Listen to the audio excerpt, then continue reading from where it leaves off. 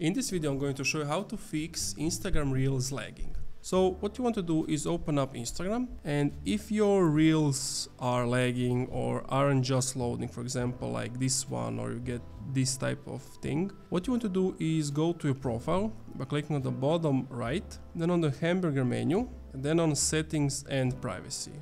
Then you want to find media quality. As you can see, it's under your app and media. Click on media quality.